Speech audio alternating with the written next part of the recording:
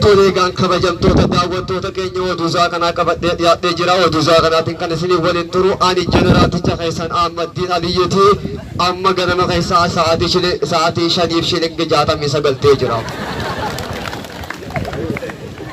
Guyyaa irraan tanaaf bara xumura bara 2014 irratti manni barnootaa ganda gargaar yookiin ammoo aaskuuliin sadarkaa lammaffaa barattoota isaa badhaasuuf kaardii kennuuf deema. Dabalataa kanaaf guyyaa waaree akka ta'utu dhiyeessa. Warri ganda gargaar baratan kun daa'immoota irraa jalqabeen baatee hunda keessa deemuun dubbii ijootaati. Kanuma wajjin wal qabachuun dubbii ijoo kana ta'uu waamicha seenaa qabatuun guyyaa seena qabeessaa kanarra baga nagaan dhuftoo hundi baga gammadan jechuun dubbii.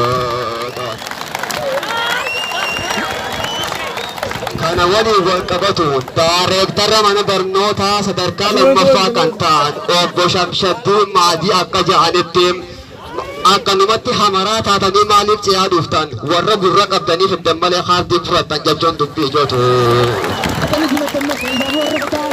Ijoolleen paakeejii duraan guuttatte dubartiin tolituun chiikiif chiikoo ajanaa jennuun warra waan tuttuun dhabbii ammallee as ta'aa jirti. Maanguddoonni cinaan dhufanii jiran du'aa illee fudhatanii jirti. Inni kaan ammoo katokkummaa isaa qabate garma ga'uuf kaardii isaa walitti shalagachuun meegabaayitiin isaa guddachuun abreejii waan jedhan fakkaata. Kun ammoo akka ajaa'iba godhachuun ijoolleen ganda gargaar diraamaa namarra dalagdi jedhan. Kanuma waliin wal qabatuun akka obbo Shamshaddiin Maadii jedhanitti eega paakeejii guuttattanii ji'a lamaan kana duraan barnoota irra turtanii eega chiikii teessan dubbiftan kaardiillee isin hin dhoowwadhu ni fudhattanii usaatattaa jechuun garaa laaffateef jira. Obbo Shamshaddiin Maadiitiin galatoomi jechuun keessan maal fakkaata? Fuulli keessan akkuma taraa duraa labsii yeroo muddamaa fakkaata. Barattooti kun barkum 2013 darsasaa gurratee dulloomee hojii ofirraa dhiisuun barkum 2014 barkum asii qoloo daabboo fakkaatu keessa eebbifamaa jiran baga geessan isiniin jee. Dhumarratti daabboolleen muramuu fi akkasumas badhaasnis boodarratti kan kennamu ta'a. Dabalatoo oduu kanaa garuu siraa isa baatu deessa. Utubaa jireenyaa wirtuu lafee duudaa furqaan dagaaginaan barsiiftota madda galanni maagaba. Jennuunis akkas.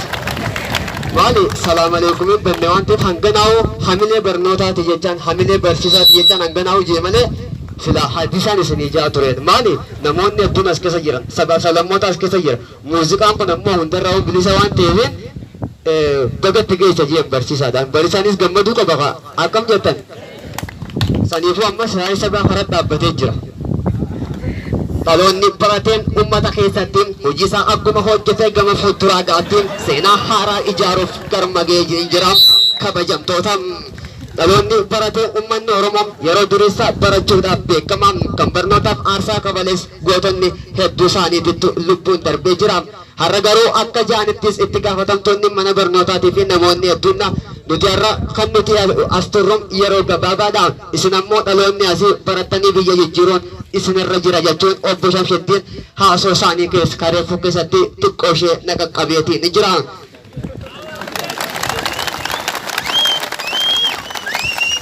Kana jechuun ammoo daayirektarri mana barnootaa bara 2012 fi akkasumas bara 2013 turan isaanii miti. Ammas garuu obbo Shamshaddiin hanga rabbiin isaa hoggolsiise yeroo hoggonanna nama biraatiitu itti aana. Barattoonni garuu warreen abbaa biyyaa ta'an biyyuma keessa jiru. Kan barate biyya jijjiiraaf. Kan hin baratin ammoo akaafuma magaalaa dhaqee haaree bita malee wanti biraa jirtu jechuun eereetiin jira.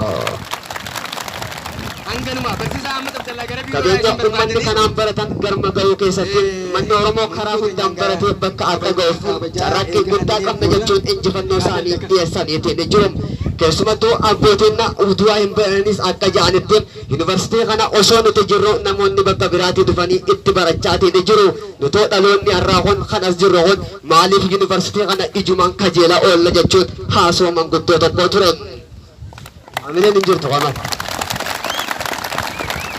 Barattoonni bakka biraa PhD fi digirii garaagaraa galmeessan keenya ammoo barnoota irraa xiqqoo of duubatti waan aanneef har'a of duuba jirra deebi'ee ilaaluun barbaachisaa ta'a. Keessumattuu ammoo yeroo ammaa kana akka weeloo koo keessatti tuqattisan keessumattuu dubartoonni baay'ee jabaachaa jiru. Itoophiyaa keessatti dubartoonni sadarkaa tokkoffaa irratti waan garaagaraatiin kan argaman yoo ta'u dhiironni illee jabaadhaa hamileen isiniin tuqamu jechuun asumaan dhaamsa dabarsa.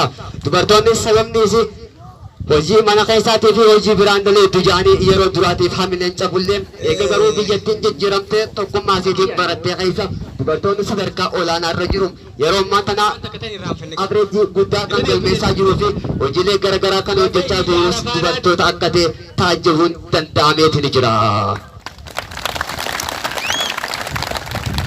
Tan tan tan tan tan tan tan tan Toriga kabajamtoota daawwattoota keenya oduusaa kanaaf qabadhee dhiyaadhee xumureetiin jira. Oduusaa kanaatiin kan isin waliin ture ani jeneraaticha keessan Ahmadiin Aliyyati gamoo keessa kaameeraa keenyaatiin kan waliin ture hawaasa keenyaa fi akkasumas barzaa fi gadda gargaar keessatti waliin ture ulfaata.